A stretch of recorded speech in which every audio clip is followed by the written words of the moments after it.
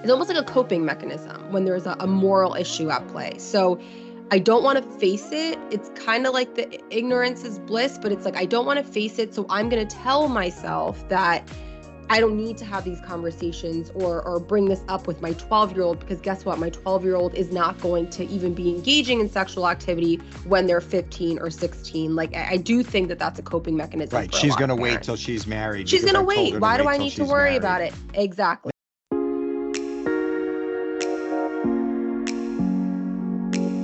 Hi, everyone. Welcome back. I'm Sonika Garcia. And I'm Brad Davidson, and this is Breaking the Code, a podcast series addressing misconceptions related to the discipline of behavioral science. We hope to arm you, our listeners, with the tools you need to make sense of behavioral science and to help you apply it to your work as communication extraordinaires. Thanks for joining us today. Sonika, you sound a little down. Have you just moved apartments or something? Oh, I know. My energy levels are like maybe 5%. Yes, I moved. We could do a whole episode on like what that does to like the human spirit and like so as a social scientist, I will say I looked this up the last time I had to move, and I'm not in a hurry to move again. And they put it as one of the top 5 most stressful things a human can go through. It's up there with divorce, death of a parent, birth of a child. Like, as stress goes, moving is underappreciated as a horrible stressor. So yeah, power, strength to you. Keep going. Unbox those boxes. Well, thanks for joining, everyone, and thanks for listening. I just want to thank Vernon again. He was our guest in last week's episode, our first guest for the year. We got some really amazing feedback on the episode. So if you haven't checked it out, definitely do. It was all about the emotional, psychological state of doctors and what doctoring means today in 2024. So I thought that was a great way to kick off the year. And then for this episode, we are going to start this episode with the questions. If you have a vaccine that prevents 1 in 20 cancers, why would you not support it? Why would you not get it? Why would you not give it to your children? And this question brings us to a larger, very important human truth within healthcare and healthcare advertising, that data is not everything, right? We've said that a lot. We've said that before. Facts are not everything. Just the fact that some treatment or vaccine exists with good efficacy does not mean that people are necessarily going to take them. Humans are complex, and culture, experience, family life structure really plays a big role in what people are comfortable with. Going back to the idea of BS in behavioral science, assuming that information alone or assuming that logic alone is going to influence people to make the best healthcare decisions or the best, health decisions for their families is just not accurate. So, with that being said, today we are going to talk about the Gardasil vaccine as sort of our case study for this episode.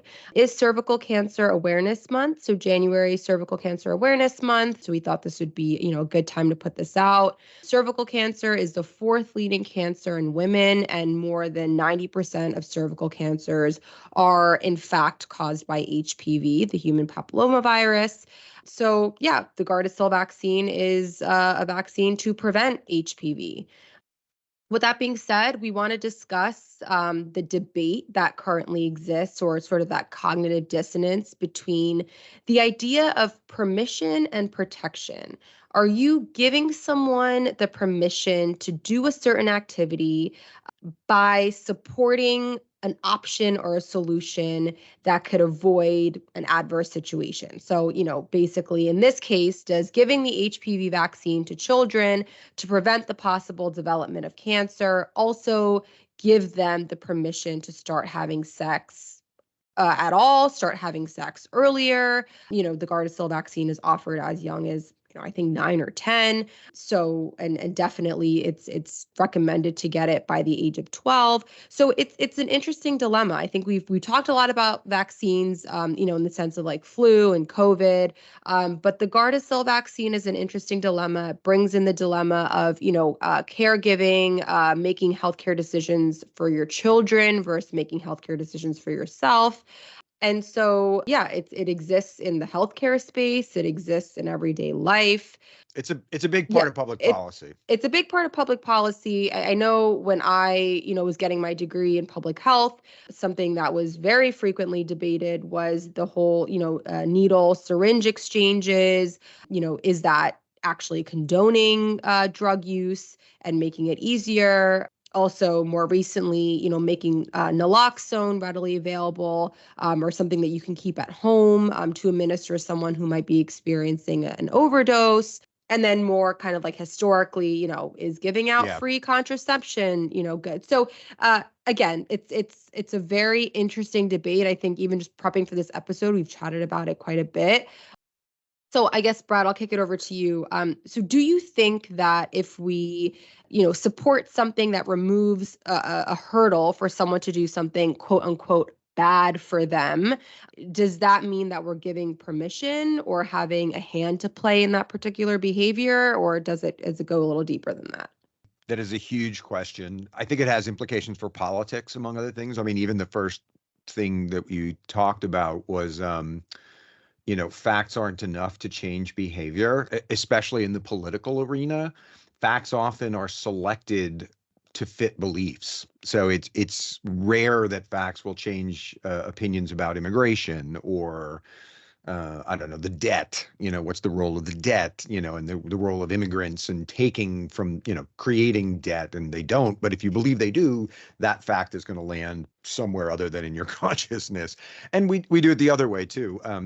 If you are opposed to, say, the church being involved in school, then you're going to resist the idea that traditionally parochial schools do very, very well in education, or they used to, and all sorts of stuff like that. So for one, belief trumps fact pretty much everywhere in human behavior. So the interesting part about that is, like, books have been written, books and books and books have been written.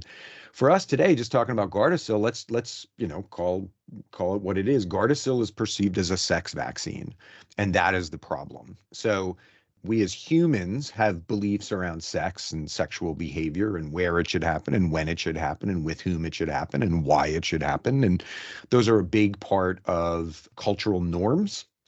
You've mentioned that the norms around public displays of affection in an Indian household are different than in a Dominican household, and you come from Yeah. a blended household, and so those are not quite the same as sex, but they are related to affection and Hmm. intimacy. And so you can see that even just like, do you kiss in public or not, is culturally mediated. As you go along that line of like more and more intimate behaviors, it starts to make people very uncomfortable. So it's tricky. What you asked, though, is a very pointed and important question, which is, do we do things to mitigate the risk of behaviors we don't approve of? For example, if we don't approve of prostitution, should we be licensing prostitutes so that they don't get sick and their customers don't get sick? That's the kind of practical question that in the Scandinavian countries, for example, they seem to be more practical and go, look, we don't approve necessarily of injecting heroin or whatever, but we also don't approve of letting people get HIV if we can prevent it.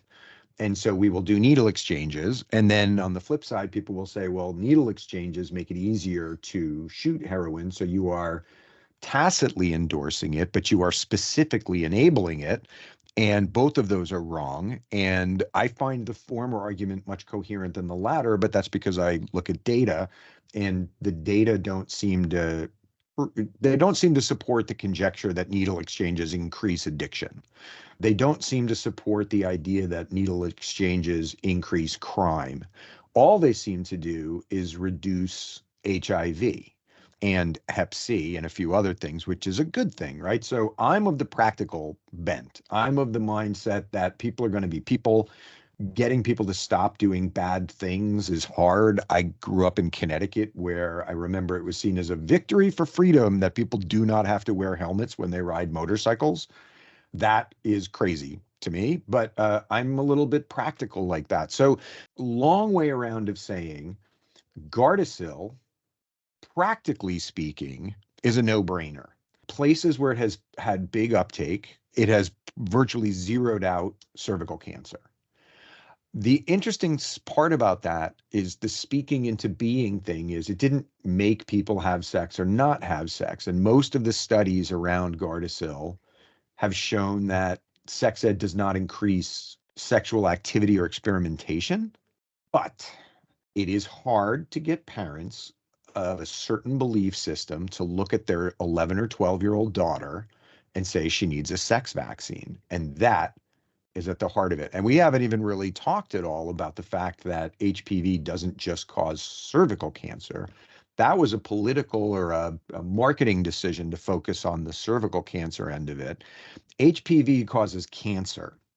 It is a sexually transmitted disease, so it causes cancer where you can have sex. So, not to be super graphic, but you can get head and neck cancer from HPV. In fact, a lot of head and neck cancers, something like, looking at the number here, 70% of head and neck cancers are estimated to be driven by HPV, which is a huge number, right? So, you mentioned that stat, 1 in 20 cancers. That's the one that blew my mind, because when I first started looking into Gardasil years ago, when I touched it briefly professionally, I couldn't believe that the stats were as high as they were, that 5% of all cancers everywhere worldwide are driven by HPV. And if we just gave people Gardasil, they would not get them.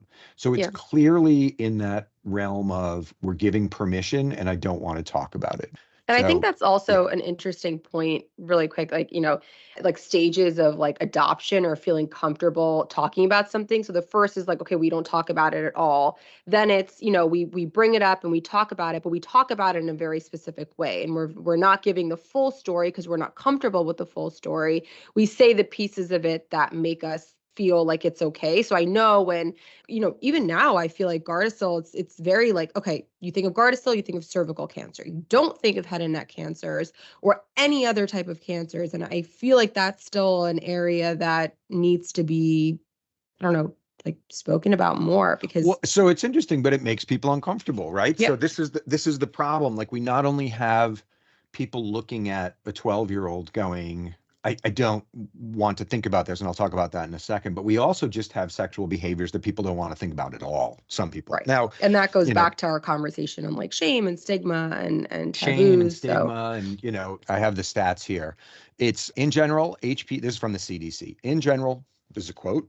HPV is thought to be responsible for more than 90% of anal and cervical cancers, about 70% of vaginal and vulvar cancers, 70% of head and neck cancers, and 60% of penile cancers. Now, of all of those, the only ones I've ever heard people talk about in advertising are cervical, and the only ones I've ever heard people talking about is Jim Kelly and his head and neck cancer. Farrah Fawcett died of anal cancer and she died of HPV-driven cancer. And she was very open about that fact and how she got it. And she wanted people to know. And she pretty much said, it's not like I'm dying to let people know about my bedroom habits, but I am really, really motivated to let people know that this is another way you can die from HPV. And it was completely ignored, just complete conspiracy of silence. Nobody had to talk about it in the news. They just were not going to print it. They just weren't going to do it. And so, I think there's a conspiracy of silence tax. Things we don't talk about, people end up repeating the same mistakes. So we know that abstinence-only sex education leads to unwanted pregnancies, much higher rates than if you actually teach people how to use condoms. So abstinence-only sex education from a data standpoint doesn't lead to abstinence, it leads to pregnancy because people are having uninformed sexual activity. And so to a data person, it is not a good method to not talk about things. But from a moral or belief perspective, there is a belief that you speak something into being by saying it, right? That it might never have occurred to someone to do the kinds of things that give you head and neck cancer if you didn't tell them about it. And this is at the heart of the, banning trans books and stuff, like the book banning in libraries, like exposing our children to these things puts the ideas in their heads and accelerates their sexual debut, as they say in some of the literature. And I don't agree with that, but it is a very, very, very widely held belief. It is a very, very, very strong motivator for many people. And when you look now at the reasons people don't vaccinate their children for Gardasil, the reasons given are safety and they don't see a need. Now, they don't see a need can only come if they go, my kids aren't going to do that, you know?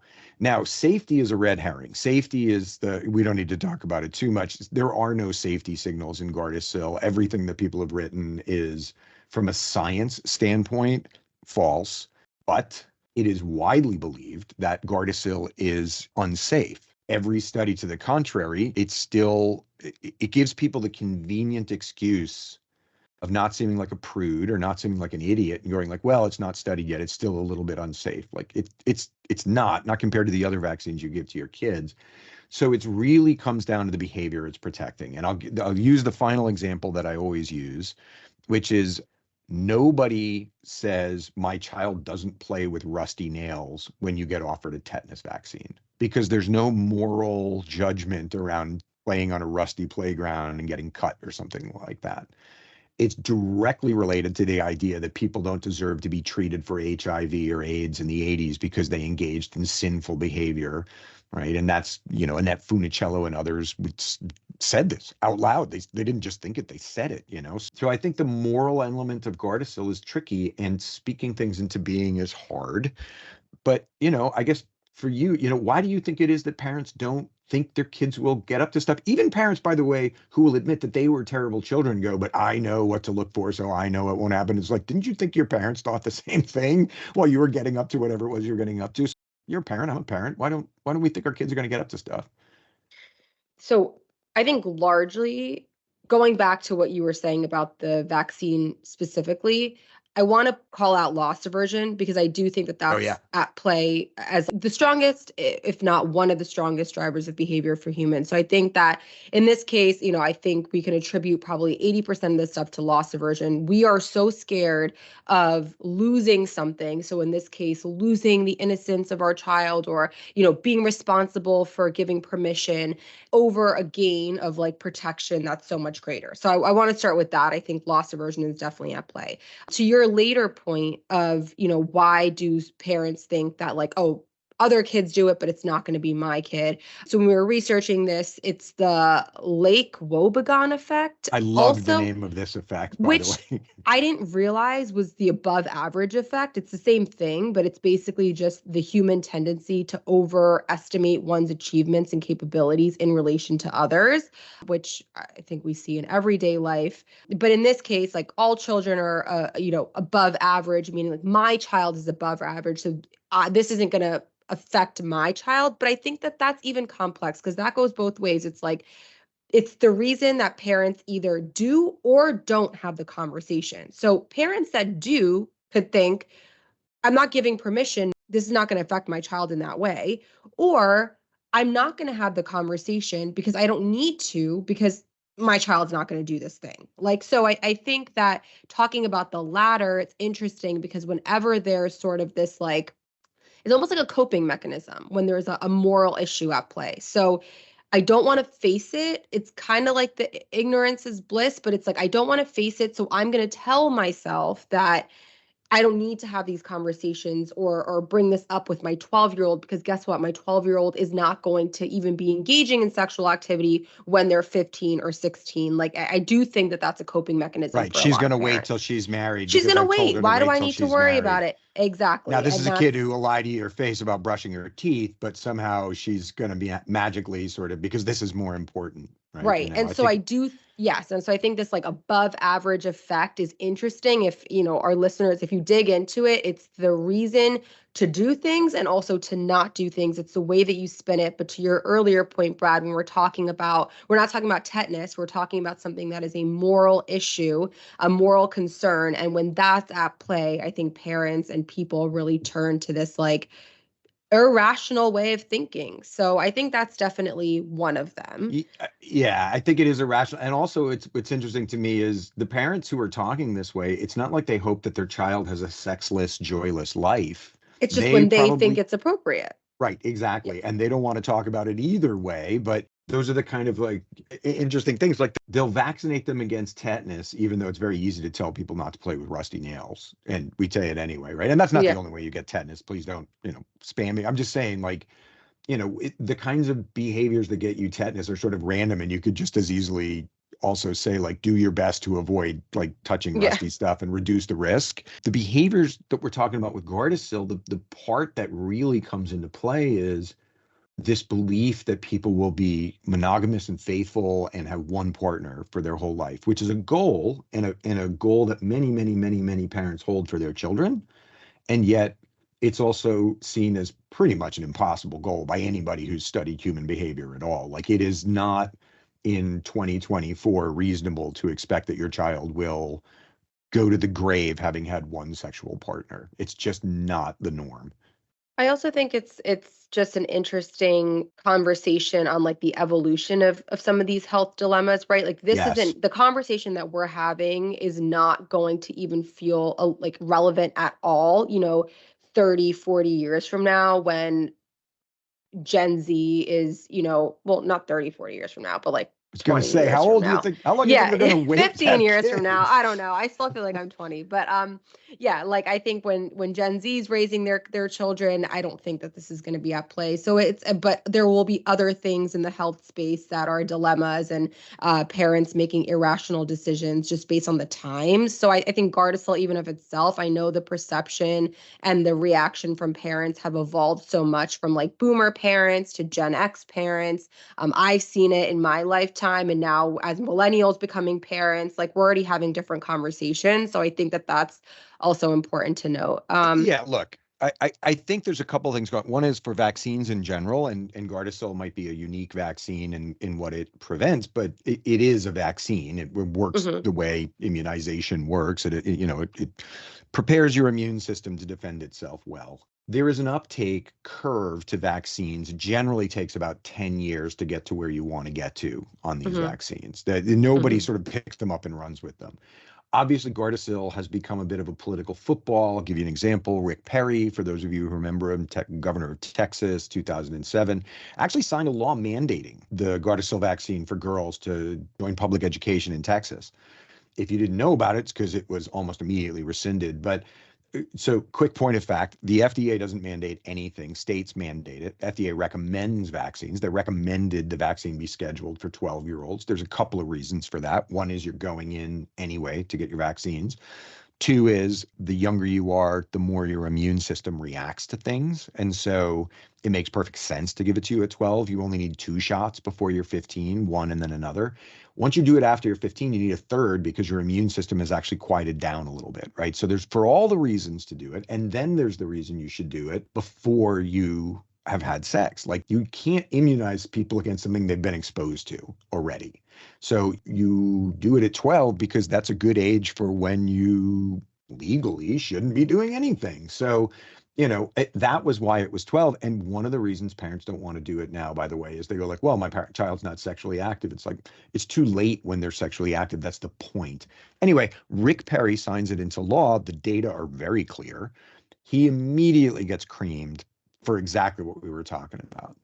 Politically, he has sort of almost committed suicide, frankly, because it gave opponents a moral club to beat him with. And when he ran for president, that's exactly what they did. And they said, this is a man who supported Gardasil. And then they, like, trot out all the anti-vaccine rhetoric, but then trot out all of the anti-sex rhetoric as well. And so I think there's a reason why people haven't flocked to the drug in the numbers we'd like. The numbers are good.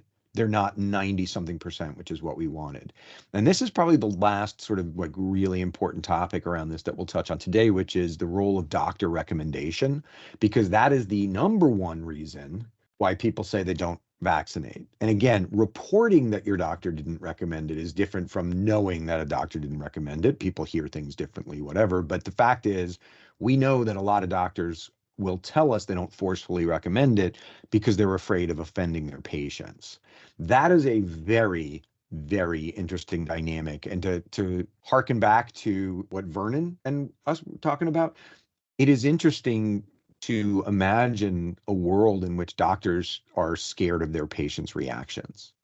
And that's exactly what we're talking about. And I've mentioned before, a colleague of mine, a mentor of mine, was at Indiana University School of Medicine. I interviewed him about this one time, and I said, what do you make of it? He goes, it's an utter abdication of medical authority. If not you, Who is going to tell these parents you must give it to your child? And you know, we sort of went back and forth, and he kind of waxed poetic. And I'll just say this is what I heard, whether or not he said it right.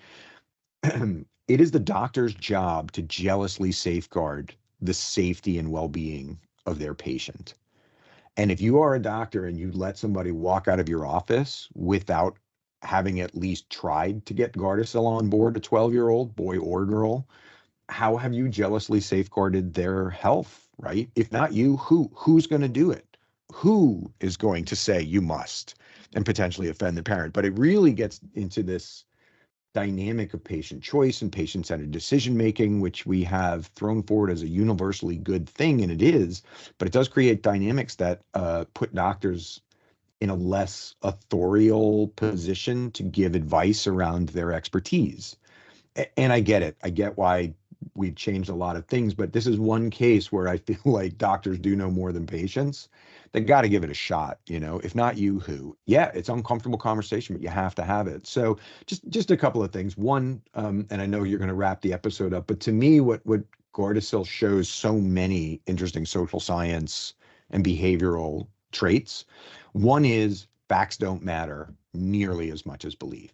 Two is the more central to the animal part of being human, not the brain part, but the we poop, we pee, we have sex, we have babies, we bleed, right? Snot, all that stuff.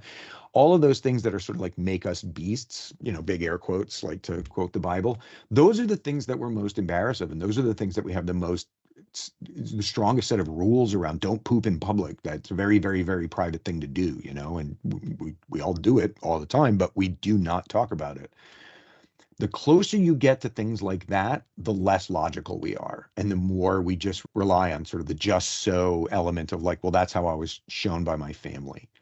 So Yeah. those two things, and you put them together, facts don't matter, and taboos exert really steady influence over behavior, make healthcare changes some of the most difficult on earth. It's very easy to Yeah. get people to switch the cola they drink. It's very hard to get people to change a health behavior. But go ahead. I know you want to wrap up. I Well, just I don't know you how know. easy it is to switch from, Pepsi to Coke or Coke to Pepsi, All but right, that's fair. But you know, those are yeah, religions too, yeah. right? But So I think those are two really important points. And just one that I'll add is also the role of like making healthcare decisions as a parent for your child. I think whenever we're faced with like a treatment or a vaccine or whatever it is, where the main decision maker or the consumer is the parent and not the patient, because it's a pediatric thing, that presents a whole different set of considerations. And so I think there's plenty of stats, and I made this point earlier, that the decisions that we make for ourselves, the decisions that we make for loved ones from a health perspective are not the same way that the same thinking strategy that we use for our children. So I think that that's an important call out, and maybe something we can explore in a different episode. What does it mean to be a caregiver when it's a child versus when it's, it's your parent or it's, yeah, a look, that stranger? one's fascinating because I mean, there's also an expediency to ones where you're like, well, I'll let them choose, right? Well, Oh, that's a whole, yeah, that's a whole well, different so thing like too. that's what I've mentioned it before. I come from a mixed marriage. My parents said you can choose whichever religion you want. It turns out when you aren't brought to a church or a temple on a regular basis as a child, you choose sleeping in. You Yeah. know, now I did get baptized later in life, I will say that, but that was my own journey, and it had Hmm. nothing to do with how my parents did it. So sometimes parents go like, well, you know, like there are things you can't wait, you know, if you're going to circumcise your child, the time to do it is early. 17-year-old circumcisions are possible, but they're also quite painful and much, much more medically difficult. So it is a fascinating thing. I mean, I guess the one other thing, right? So we've got data versus belief. Data do not change belief nearly as much as belief change our view of data. Hmm. We've got the parenting thing, we've got the morals and taboos thing, and then we've got the speaking into being thing. Like if I don't Hmm. talk about prostitution, drug use, sex, you know, whatever, then it won't happen. That's a very, you know, I don't know, what do you guys call that? The ostrich effect? You guys have neat names for everything. Yes. Yeah. So, you know, Gardasil is sort of like this rich stew of human irrationality around it. It's a miracle of science that we developed it. a messier human truth that we can't get people to take it. Let's put it that way. So, I mean, Okay. I don't have a ton more to say about Gardasil, except to say it is fascinating how central it has become to debates around like autonomy and all sorts of stuff. It is not just a vaccine anymore. It is a symbol. Yeah. Okay. Well, I think that's a great close. And with that, thank you all for listening. Would love to hear thoughts if anyone has actually worked on Gardasil. I mean, I know you did, Brad, but if anyone else has and would love to hear like kind of those conversations actually being on the brand. But anyways, yeah, thanks for listening. I'm Sonika Garcia. I'm Brad Davidson, and this is Breaking the Code. Yes. Until next time. Bye, everyone. Bye, everyone. Stay safe. Breaking the Code is a podcast by Havas Health and U's Medical Anthropology Department. Created and produced by Brad Davidson, Sonika Garcia. Content editing done by Catherine Rossi. Post-production audio editing done by Gabriel Allen Cummings. And inspiration by all of you. Thanks for listening and your continued support. If you enjoy these episodes, we would love to hear from you. Please leave a rating and subscribe. Until next time.